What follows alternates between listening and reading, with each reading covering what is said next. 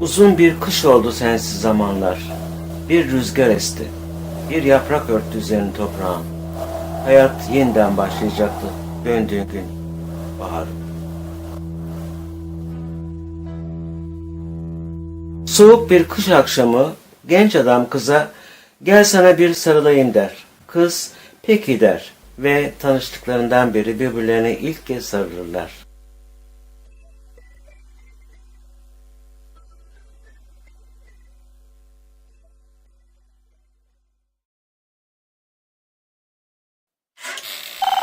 Eve girerken telefonu çalar. Arkadaşına "Ne haber?" "Şimdi girdim eve. Gezdik ama çok soğuktu." "Yarın mı?" "Şu an kendimi bitkin hissediyorum. Hasta olmazsam yarın ararım seni" der. "Dün çok fena üşütmüşüm." "Yok, çıkmayacağım. Bugün konuşmadık henüz. İlk fırsatta tanıştıracağım sizi." "Tamam, görüşürüz."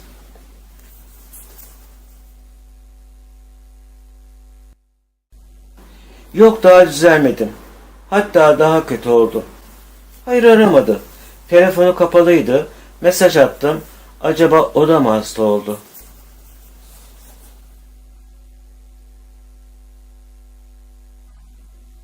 "Duydum, fena salgınmış.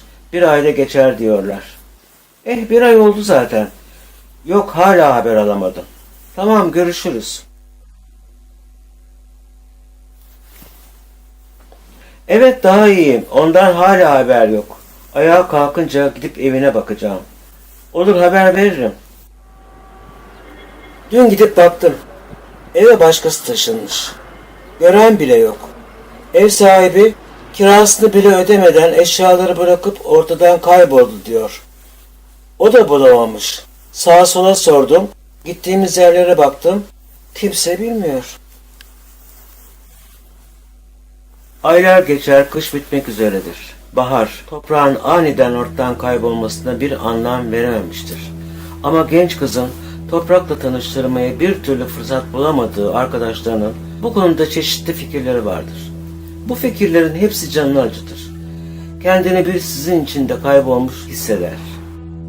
Arkadaşlarının da zorlamasıyla hayatına devam etmeye karar verir. Düşünür.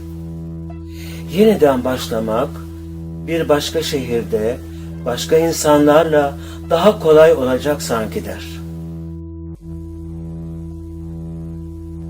Bahar'ın elinde gezdirdiği boş dediği defterin ilk sayfasında aslında daha defteri aldığı gün yazdığı tek bir satır bulunmaktadır.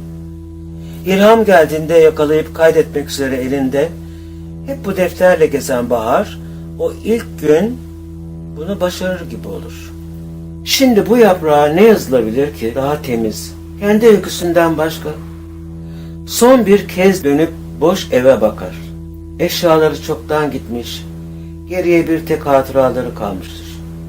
Hatıraların da tıpkı rüzgarın peşine takılan yapraklar gibi bir bir dökülüp gidecekler nasılsa diye düşünür. Aşk hayatın bir çelmesidir. Ne zaman, nerede yakalanacağını asla bilemezsiniz. Çok değil, Bahar'ın şehri terk etmesinden yaklaşık bir yıl kadar önce ilk yazın başlamak üzere olduğu sıradan bir gün hayat çelmesini takmak için parkın birinde gizlenmiştir. Genç adam bankta oturmuş etrafı izlemektedir. Bahar geliyor diye düşünür içinde. Gerçekten de biraz sonra bir genç kız gelip tam yanına oturur. Elinde bir defter ve yüzünde hüzünle yanında beliren kıza gülümseyerek "Bahar geldi" diye mırıldanır. Bunu duyan kız şaşırır. "Adımı nereden biliyorsunuz?" diye sorar. "Adınızı bilmiyorum ama yüzünüzdeki hüznü tanıyorum" diye cevap verir. "Anlayamadım" diyen genç kız adı toprak olan genç adam bu kez şöyle cevap verir. "Hüznün güzelliği bulaşmış size. Her ne kadar dudaklarınız biraz bükülmüş olsa da gözlerinizde hayat izi var. Bir yandan vazgeçmiş gibi her şeyden başınız öne eğilmiş. Ancak sesinizde gün aydınlandı diye bir serçenin cıvıltısı var. Hüznünüz beni aldatamaz. Sizde artık biraz mutluluk isteği. Bende ise gören gözler var. Baharla toprak böyle tanışırlar. Toprak, hayatı izleyip kimsenin dikkatini çekmeyen, detaylarda yeni dünyalar görüp anlamak isteyen genç bir adamdır. Bahar ise elinde boş defteriyle ilham perisini arayan genç bir kız. Birbirlerini daha fazla tanımaya gerek duymazlar. Hayat bunu zaten yapacaktır. Onlar aslında geride bir iz bırakmanın telaşında olan iki insandır. Ya da onlar sadece hayatın çelmesine takılmış iki insandır. Aralarında yakınlık zamanla adı konmamış bir bağa dönüşür. Orada burada gezinip kimsenin dikkatini çekmeyen ayrıntıları yorumlarlar. Ne tuhaf. Her ayrıntıda bir hüzün gizlidir. Ayrıca güneşin her batışı birbirinden farklı güzelliktedir. Bunu keşfettikten sonra artık her akşam gün batımını izlemek için sahile inmeye karar verirler.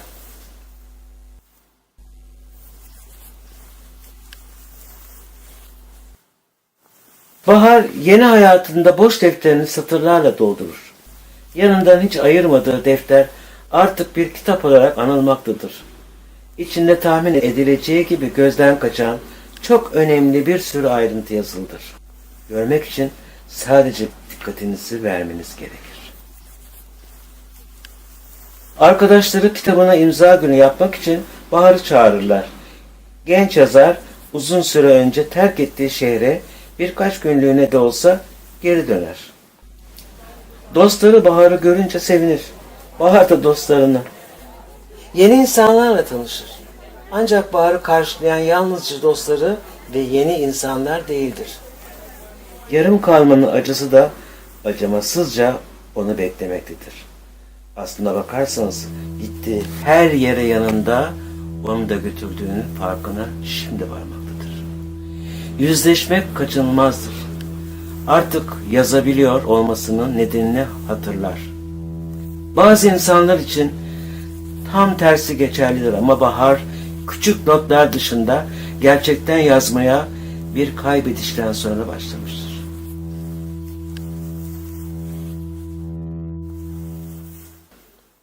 Eve dönme zamanı gelir. Yola çıkmadan önce bir zamanlar toprakla gün batımını izledikleri yere son kez uğrayıp her şeyi ardında bırakmaya karar verir. Belki yanımda gezdirdiğim acımı orada bırakabilirim diye düşünür.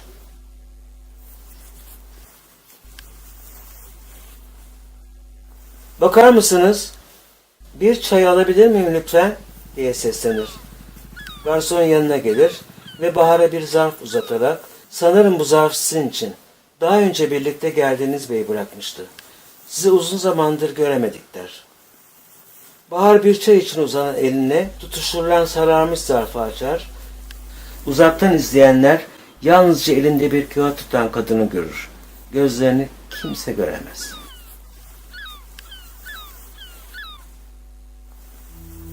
Merhaba Bahar. Seninle görüştüğümüz son akşam eve dönemedim. Sokakta baygın bulmuşlar. Uzun süre hastanede kendimi bilmeden yatmışım. Soğuk algınlığı dediler. Şu malum salgını hatırlarsın belki de. Herkes gibi ben de bir süre sonra ayağa kalkabilirdim. Ancak vücut direncim çok düşmüş.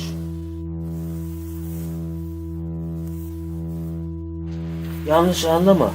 Her akşam seni bıraktıktan sonra ışığın sönene dek pencerenin önünde beklerdim. Aylar sonra hastaneden çıkar çıkmaz seni aradım. Ancak sen çoktan gitmiştin. Ev sahibim evi başkasına kiraya vermiş. Eşyalarım atılmış. Kaçtığımı sanıp bana çok kızmış. Bir kere beni sormuşsun, o da çok zaman önceymiş. Bir gün seninle bir yaşam kurmayı hayal ederken bir de baktım ki sen hayal olmuşsun.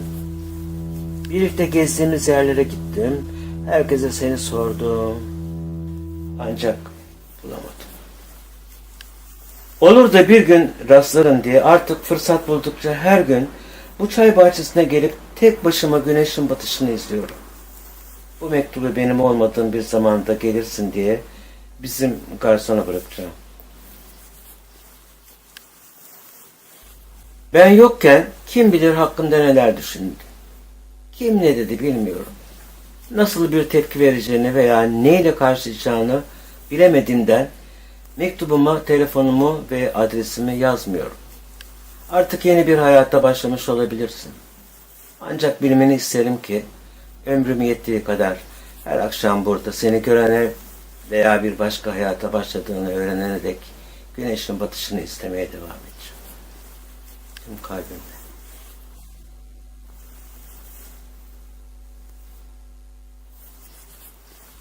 Toprak kitap okumayı sever. Hatta o güne kadar belki binlerce kitap okumuştur. Ancak kitap okumaktan kaçınır.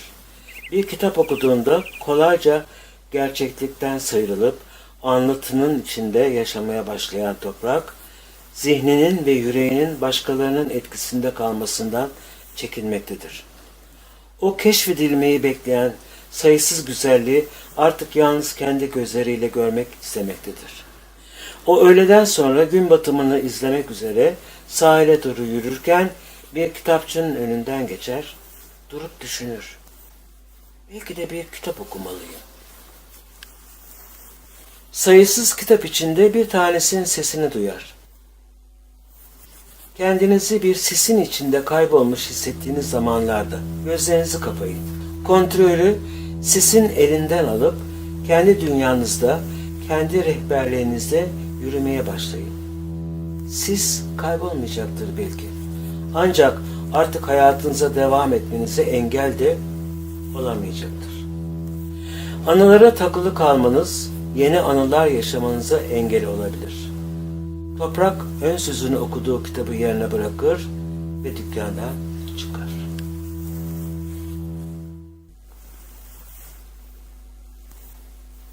Genç adam birkaç gün sonra başka bir şehre ailesinin yanına taşınır. İlk günler annesinin sorgusuz desteği ve babasının birkaç ufak nasihati ile geçer. İnsanların bazı ayrıntıları bilerek görmezden geldiklerini hiç düşünmedin mi? Belki de yaşamak için böyle yapmaları gerekiyordur. Belki sen de öyle yapmalısın. Bakar mısınız, bir çay alabilir miyim lütfen? Buyurun. Teşekkürler. Ayıp olmazsa bir şey sormak istiyorum. Ara sıra notlar alıyorsunuz sanırım. Yazar mısınız? Ne yazıyorsunuz? Demek dikkatinizi çekti. Hikaye yazmaya çalışıyorum. Öyle mi? Ne hakkında? Belli bir konu yok. Konu seçimine hayatı bırakıyorum. Herkesin her an yaşayabileceği, hatta yaşadığı ancak fark edilmeyen şeyler hakkında.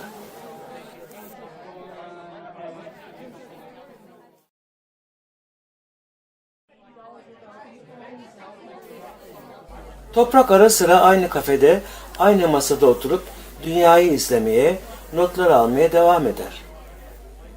Bir gün masanın üzerinde daha önce olmayan bir yazıyı fark eder.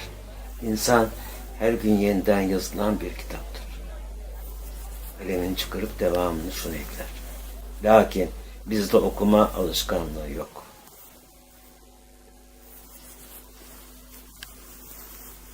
O sıralar baharda yeni hayatına adı çok bilinmeyen bir yazar olarak devam etmektedir. Toprakla yolları ayrıldıktan sonra taşındığı yerde yeni insanlar tanır. Bazı adamların gözlerinin içinde anlattığı hikayelerin anlaşabileceği umudunu bulur. Ama hep bir noktadan sonra gözlerindeki o anlayışı kaybeder. Bahar'ın bu durumu tıpkı kitabının ön sözünde belirttiği gibi anılara takılı kalmanın yeni anılar yaşamaya engel olması durumu olarak açıklanabilir. İzleri silmeye çalışsa da hayat yine bildiğini okumaktadır.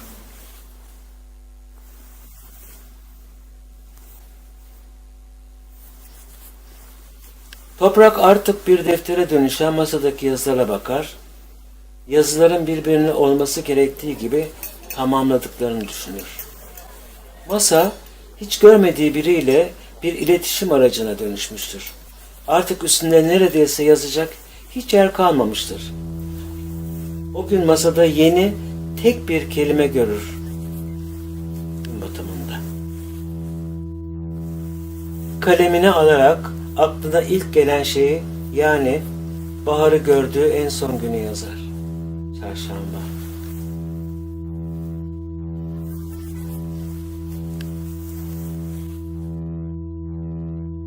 Çarşamba günü Toprak sahilde gün batımını beklemektedir. Bir zaman bahara yazdığı mektubu atlatır.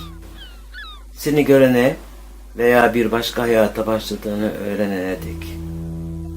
Uzun zaman önce Bahar'ın kitabının ön sözünü okuduğumda onun artık yeni bir hayata başladığını düşünmüştür. Toprakla yolları ayrıldıktan sonra çevresini kuşatan sisten kurtulmuş ve kendi yolunu gitmiştir. Bir yazar olmuş, kendine bir hayat kurmuştur. Keşke o kitabı hiç görmeseydim diye düşünür. En azından bir umudum olurdu. O günden bu yana birçok kadınla tanıştım. Hiçbiri benim gördüklerim onun gibi görmedi. Mırıldanır. Ben farklı suretlerde hep aynı kadını sevdim aslında.